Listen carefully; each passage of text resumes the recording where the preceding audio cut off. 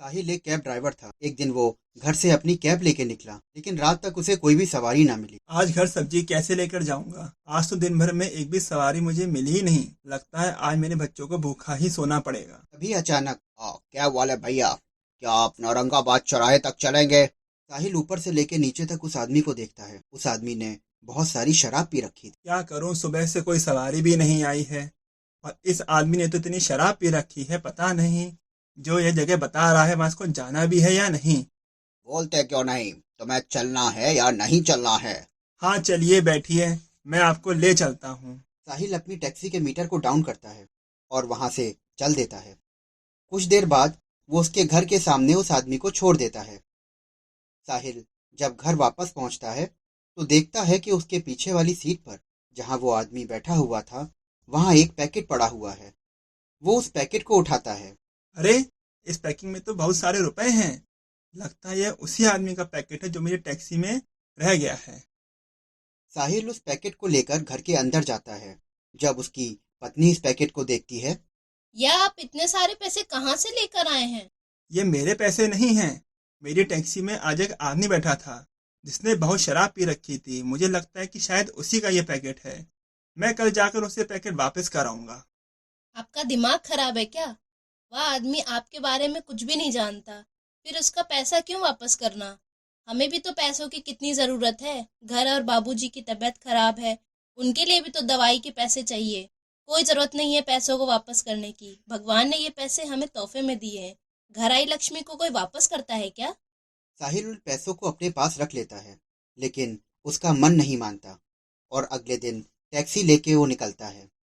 परंतु दिन भर उसका मन यही सोचता रहता है कि उसे वो पैसे वापस कर देने चाहिए। उसी रात सुनो, मुझसे ये किसी के पैसे रखे नहीं जाएंगे। मैं कल ही जाता हूँ और उन पैसों को उस आदमी को वापस कराऊंगा।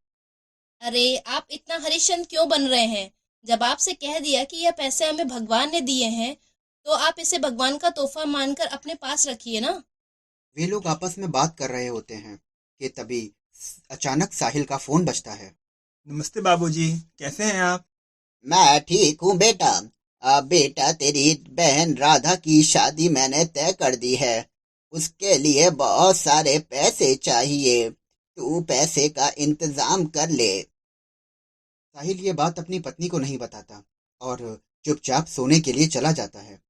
परंतु उस रात उसे नींद नहीं आती। वो बार बार सोचा करता है कि मैं बहन की शादी के लिए पैसे कहाँ से इकट्ठे करूंगा।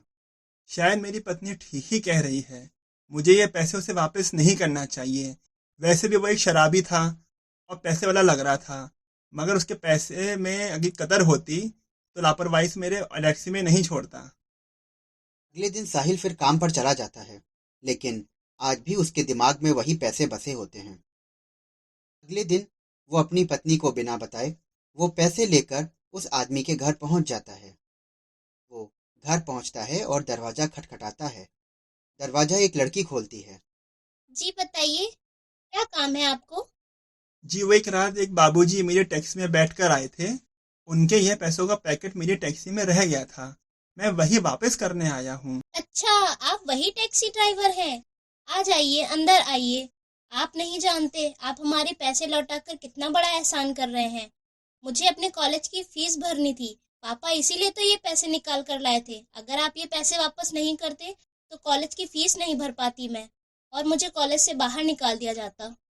अभी पीछे से वो आदमी भी बाहर निकल के आता है। देखिए पापा, यह टैक्सी ड्राइवर वही है जिनकी टैक्सी में आप पैसे छोड़ आए थे, और ये पैसे वापस करने आए हैं। वाह, आज के समय में भी गरीब आदमी इतना ईमानदार है। मुझे ये देखकर बहुत खुशी हुई। मैं तुम्हारी ईमानदारी से बहुत खुश हूँ। जी, मैं पढ़ा लिखा इंसान हूँ। मुझे पता है कि मेरे समाज के प्रति क्या कर्तव्य हैं। इसीलिए मैं आपका पैसा वापस देने आया हूँ। मैं गरीब भले ही हूँ, लेकिन मैं चोर नहीं। क्या कहा? तुम पढ़े लिखे हो? तुमने क्या पढ़ाई की है, मुझे बताओ। हो सकता है कि मैं तुम्हारे काम आ सकूं। जी, मैंने बीकॉम किया है, लेकिन मुझे कहीं पे भी नौकरी नहीं मिली और परिवार चलाने के कारण मुझे टैक्सी ड्राइवर का काम करना पड़ता है। और तुम परेशान मत हो। ये रखो मेरा विजिटिंग कार्ड और इस एड्रेस पर कल सुबह आ जाना। मैं तुम्हें अच्छी सी नौकरी दिलवा दूंगा। साहिल बहुत खुश होता है और अगले दिन उस आदमी के ऑफिस पहुंच जाता है। वहां उसका इंटरव्यू होता है और उसे बहुत अच्छी नौकरी मिल जाती है। मुझे बहुत खुशी है कि आपको इतनी अच्छी नौकरी मिल गई। अब आपको टैक्सी नहीं चलानी पड़ेगी। हाँ, ईमानदारी का फल हमेशा अच्छा ही होता है। तुमसे कहा था ना मैंने कि अगर मैं पैसे वापस रखे होते, कुछ समय बाद पैसे खत्म हो जाते और मैं टैक्सी ड्राइवर का टैक्सी ड्राइवर ही रह जाता। परंतु मैंने उनके पैसे लौटाए और उन्होंने मुझे इतनी अच्छी नौकरी दिलाई है कि अब हम अपना जीवन बड़े अच्छे से बिता सकते हैं और राधा की शादी भी धूमधाम से कर सकते हैं। जी, आज मैं ईमानदारी की अहमियत समझ चुकी हूँ। अब वो लोग खुशी खुशी आराम से रहने लगते हैं।